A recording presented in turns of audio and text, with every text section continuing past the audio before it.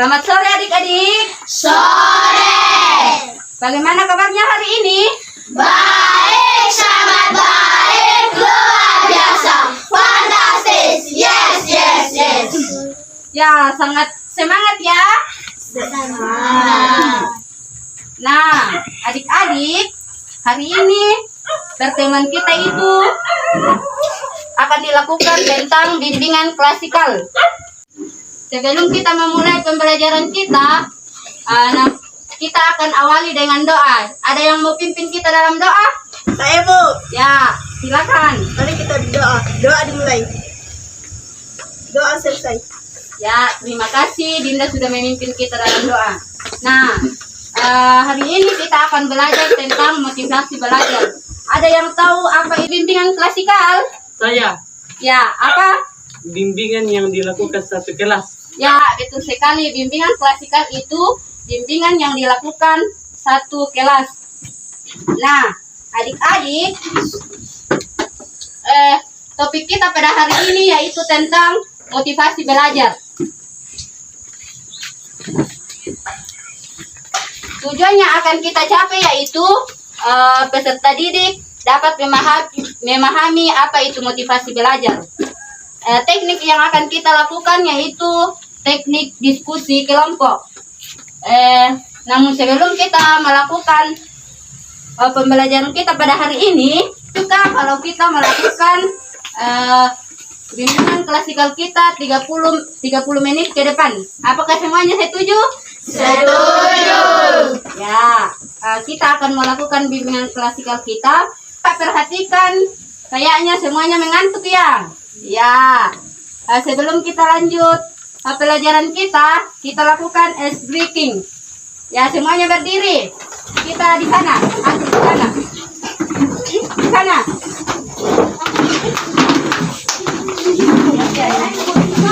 Pelajaran kita pada hari ini, yaitu kalau misalkan kakak bilang yes, berarti maju ke depan. Kalau kakak bilang no, berarti mundur ke belakang. Mengerti? Mengerti. Kalau kakak bilang go, berarti berputar. Kita mulai ya, konsentrasi. No. Go. Konsentrasi. Yes. No, go. Yes. No.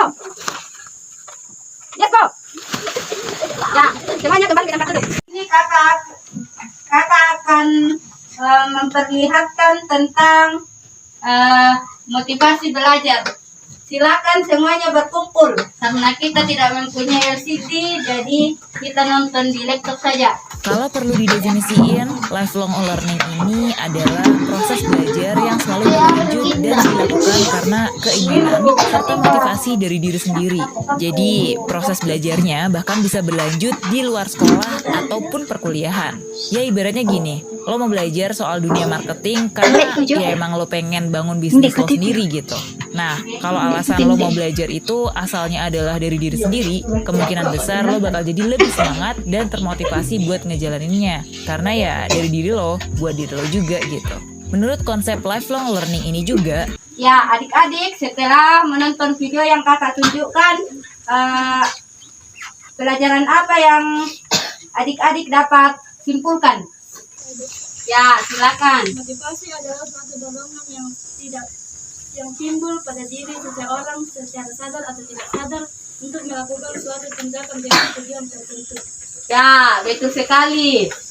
Nah, ada yang tahu apa itu belajar? Saya, Bu.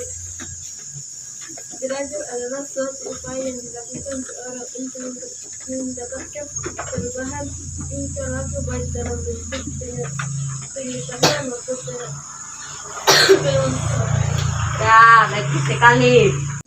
Ya, kita akan buat kelompok menjadi 4. Semuanya berhitung 1 sampai 4 dimulai dari Dinda. 1, 2, 3, 4, 5.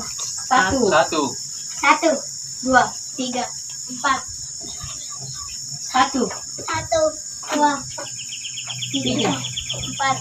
1. 2. 3. 4, 1, 2, 3. 4, 5. 1,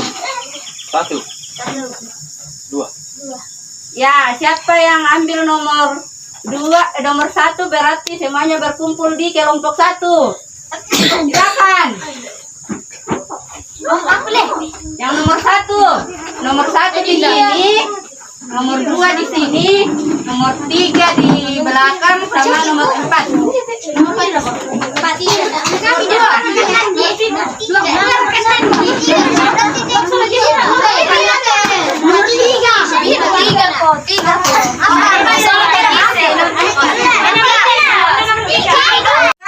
Mempunyai 4 pertanyaan yang akan didiskusikan di setiap kelompok.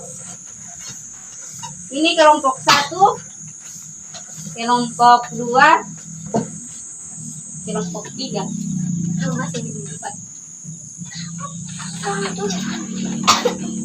Ya, silakan dikerjakan, didiskusikan dalam kelompok.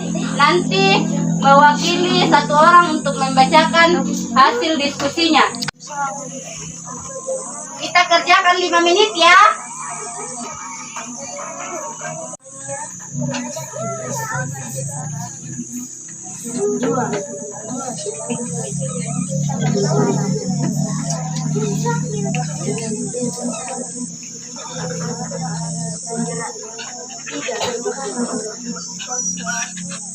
Semuanya sudah selesai? Sudah. Ya. Yang pertama mempresentasikan hasil diskusinya yaitu kelompok 1. Silakan mewakili 1 orang.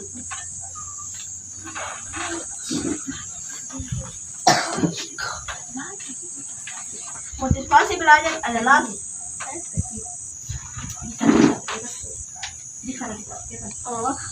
belajar adalah suatu keadaan yang terdapat pada diri seseorang individu di mana ada suatu dorongan untuk melakukan sesuatu untuk mencapai tujuan. Ya. Kali yang dikatakan oleh kelompok 1 bahwa motivasi belajar itu adalah suatu keadaan yang terdapat pada diri seseorang. Berikan tepuk tangan untuk kelompok 1. Sekarang kelompok 2. Iya. Apa saja fungsi motivasi belajar? Sebagai pendorong usaha dan pencapaian prestasi, sebagai pengarah, sebagai penggerak. Ya, betul sekali yang dikatakan oleh kelompok 2 bahwa fungsi motivasi belajar itu ada 3, yaitu pendorong usaha dan pencapaian prestasi, sebagai pengarah dan sebagai penggerak. Berikan tepuk tangan untuk kelompok 2.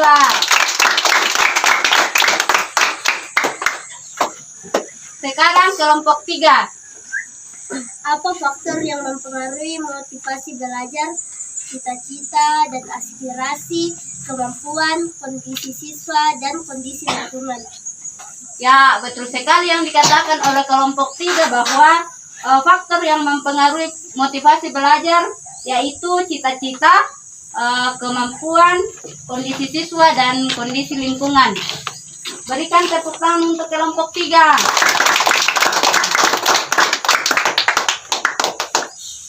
Sekarang kelompok 4. Bagaimana upaya meningkatkan motivasi belajar? Kuatnya kemampuan untuk belajar atau waktu untuk belajar? Takut dalam mengerjakan tugas? Ya, yang dikatakan oleh kelompok 4 yaitu betul sekali bahwa upaya meningkatkan motivasi belajar yaitu kuatnya kemauan untuk berbuat, atur waktu sebaik mungkin untuk belajar, dan tekun mengerjakan tugas. Tepuk tangan kepada kelompok 4. Sekarang kita masuk ke dalam materi. Nanti adik-adik akan simpulkan tentang pelajaran kita pada hari ini. Menurut N.P. Donald, dalam Kokri pada tahun 2016 di halaman 229 mengatakan bahwa motivasi adalah suatu perubahan energi di dalam pribadi seseorang yang ditandai dengan timbulnya afektif atau perasaan dan reaksi untuk mencapai tujuan. Dengan demikian, munculnya motivasi ditandai dengan adanya perubahan energi dalam diri seseorang yang dapat disadari atau tidak. Menurut Woodward, pada tahun 1995, dalam Minas Sanjaya pada tahun 2010, pada halaman 250, bahwa suatu motivasi adalah suatu set yang dapat membuat individu melakukan kegiatan-kegiatan tertentu untuk mencapai tujuan. Yang kedua yaitu fungsi motivasi dalam belajar. Dua fungsi motivasi dalam proses pembelajaran dikemukakan oleh Minas Sanjaya pada tahun 2010 dalam halaman 251 sampai 252. Yaitu yang pertama, mendorong siswa untuk beraktivitas. Perilaku setiap orang disebabkan karena dorongan yang muncul dari dalam diri seseorang disebut dengan motivasi. Yang kedua yaitu sebagai pengarah. Tingkah laku yang ditunjukkan setiap individu pada dasarnya diarahkan untuk memenuhi kebutuhannya atau untuk mencapai tujuan yang telah ditentukan. Dengan demikian, motivasi berfungsi sebagai pendorong usaha dan pencapaian prestasi. Adanya motivasi yang baik dalam belajar akan menunjukkan hasil yang baik. Yang ketiga yaitu faktor yang mempengaruhi motivasi belajar. Menurut Comfrey pada tahun 2016 dalam bukunya dalam halaman 232, motivasi belajar merupakan segi kejiwaan yang mengalami perkembangan, artinya terpengaruh oleh kondisi fisiologis dan kematangan psikologis siswa. Beberapa unsur yang mempengaruhi motivasi dalam belajar yaitu cita-cita dan aspirasi siswa, yaitu kemampuan siswa. Keinginan seorang anak perlu dibarengi dengan kemampuan dan kecakapan dalam pencapaiannya. Yang ketiga yaitu kondisi siswa. Kondisi siswa yang meliputi kondisi jasmani dan rohani. Seorang siswa yang sedang sakit akan mengganggu perhatian dalam belajar. Yang keempat yaitu kondisi lingkungan siswa. Lingkungan siswa dapat berubah berupa lingkungan alam, lingkungan tempat tinggal, pergaulan sebaya, dan kehidupan bermasyarakat. Yang keempat yaitu upaya membangkitkan motivasi belajar siswa. Tujuan pembelajaran adalah untuk mencapai keberhasilan dengan prestasi yang optimal. Untuk mencapai hasil belajar yang optimal, dituntut kreativitas guru dalam membangkitkan motivasi belajar siswa. Ada beberapa hal yang harus diperhatikan oleh guru untuk membangkitkan motivasi belajar siswa sebagaimana yang dikemukakan oleh Minas Sanjaya pada tahun 2010 halaman 261 sampai 263, yaitu yang pertama memperjelas tujuan yang ingin dicapai, yang kedua yaitu membangkitkan minat siswa. Siswa akan terdorong untuk belajar manakala mereka memiliki minat untuk belajar. Beberapa cara yang dilakukan untuk menumbuhkan minat siswa diantaranya yaitu hubungkan bahan pelajaran yang akan diajarkan dengan kebutuhan siswa. Yang kedua yaitu sesuaikan materi pelajaran dengan tingkat pengalaman dan kemampuan siswa. Yang ketiga yaitu gunakan berbagai model dan strategi pembelajaran secara bervariasi. Yang keempat yaitu menciptakan suasana yang menyenangkan dalam belajar. Yang kelima yaitu berilah pujian yang wajar terhadap setiap keberhasilan siswa. Yang keenam berikan penilaian. Yang ketujuh berilah komentar terhadap hasil pekerjaan siswa. Yang kedelapan ciptakan persaingan dan kerjasama.